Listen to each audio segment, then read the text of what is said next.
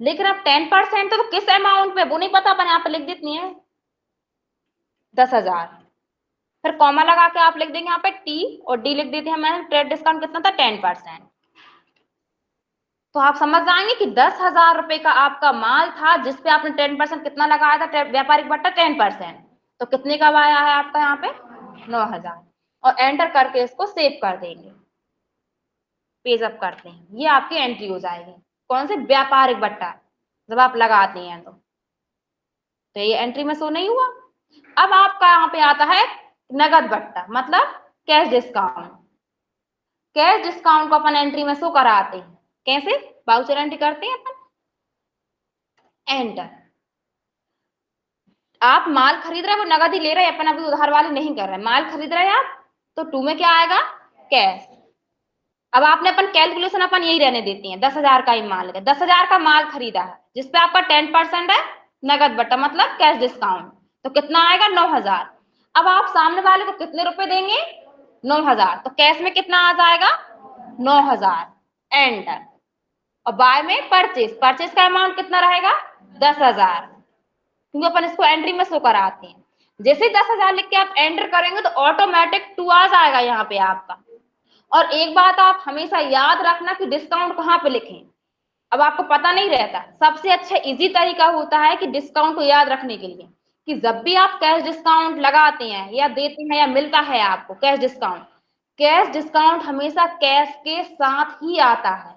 Means cash अगर आपने to में लिखा है तो टू में ही डिस्काउंट आएगा, और अगर आपने कैश बाय पक्ष में लिखा है तो बाय पक्ष में ही डिस्काउंट आएगा।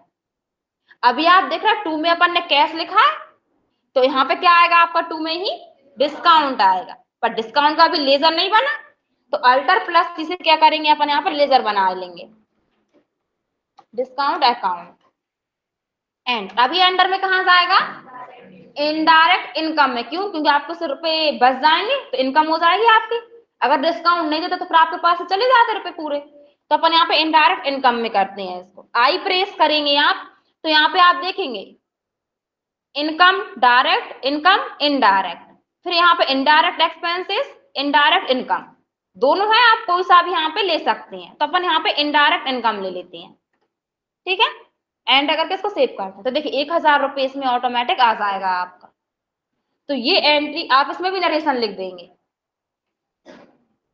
Being goods purchase on cash कितना है आपका 10,000 रुपए का, फिर कॉमा लगाएंगे आप यहाँ पे सी डी लिख देते, मतलब कि हम कैश डिस्काउंट शॉर्ट में लिखा है, आप पूरा लिखना चाहते हैं तो लिख लेना कितने परसेंट 10%, ये एंट्री हो जाएगी आपकी। हालांकि इसमें आप समझ भी सकते हैं कि आपका डिस्काउंट है, एंड करके इसको सेव कर देंगे। लेकिन इसमें हमने यहाँ पे देखिए डिस्काउंट अकेला लिखा है हमने, लेकिन जब आप एंट्री करेंगे तो सेल्स का भी डिस्काउंट बनेगा, फिर आप उसमें ये नहीं पहचान पाते हैं कि सेल्स का कौन सा डिस्काउंट है देन परचेज का कौन सा डिस्काउंट है। तो अपन पहचान करने के लिए परचेज में पी लिख देते हैं, आगे सेल्स में एस लिख देते हैं, वो हम आगे की क्लास में बता देंगे आपको। अभी आप ओनली सिर्फ ओनली क्या कीजिए परचेज का कीजिए, जिससे अगर अपन सेल्स का करेंगे तो सेल्स का भी डिस्काउंट बनेगा, फिर दोनों डिस्काउंट होंगे सेल्स वाउचर में, तो अपन कौन सा सेलेक्ट करें, क्या आपको पता रहेगा, नहीं रहेगा। और दोनों अंडर सेम नहीं है, अंडर गलत है दोनों के, दोनों गलत नहीं सॉरी अलग रहेंगे। क्या, परचेज का इनडायरेक्ट इनकम रहेगा, सेल्स का इनडायरेक्ट एक्सपेंसेस रहेगा। तो इसलिए अपन सिंबल के लिए ए प्रेस करते हैं हम, और यहाँ पे डिस्काउंट पे चलते हैं, और हम यहाँ पे लास्ट में चलते हैं।